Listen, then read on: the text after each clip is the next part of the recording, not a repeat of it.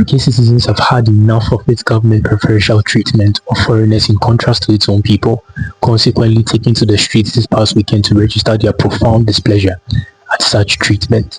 But this situation is indicative of something far more sinister. Style violent men into our communities, and then they've tried to smear us as racist or extremists for wanting protection of our women. This is the revolt. This is the peasants revolting. He needs to stop branding hard-working Brits as for far right. We just want to be heard, and he's ignoring us.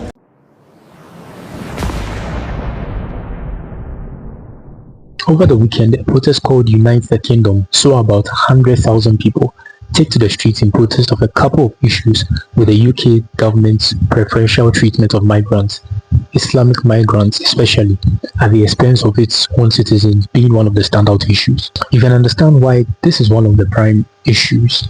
After a British student was stabbed by an immigrant and instead of being given emergency treatment, was handcuffed and left to bleed after the immigrant claimed the young man directed racist comments at him. Even if the student did that, treat him first and prosecute him later. How can you prosecute and potentially jail a dead man? This horrible situation legitimizes the outrage and consequent protests.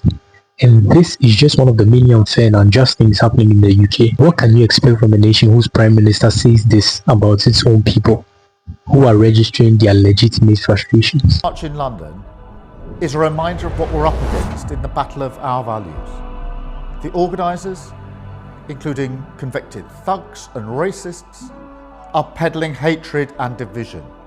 Plain and simple. While this protest was going on, there was another pro-Palestine protest simultaneously taking place in response to the Unite the Kingdom protest.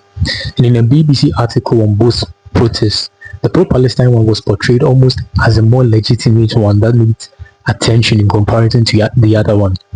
And it's very interesting how delusional some Brits have become. Your own people's concerns are not as important as immigrants. It's just despicable. Very, very despicable. The UK is Christian, or at least was founded on Christian principles. And in my estimation, I believe a better claim can be made for the UK being Christian than even the USA.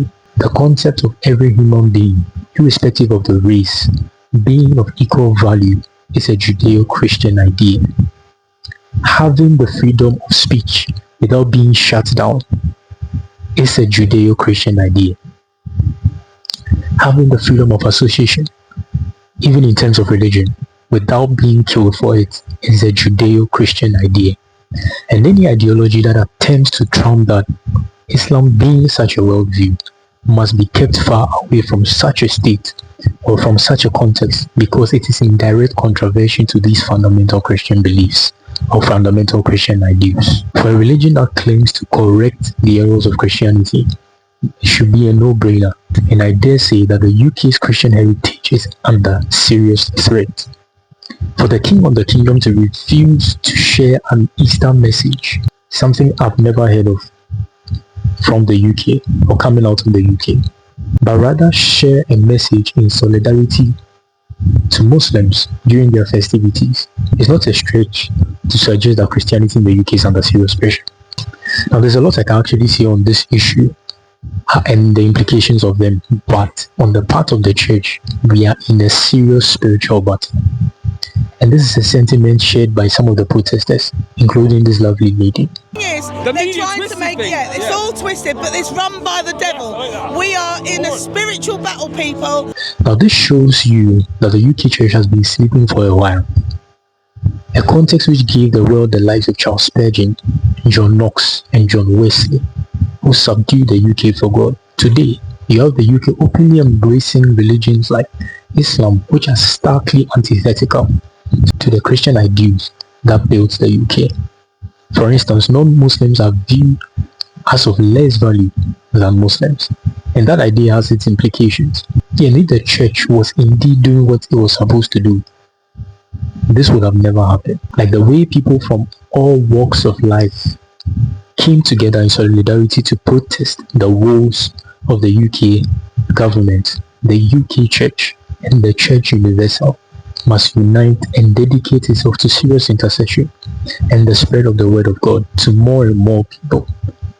This is simply because the more silent we remain, the more the world indoctrinates people with warped ideas from godless people who lack morals on the internet, on television, on radio.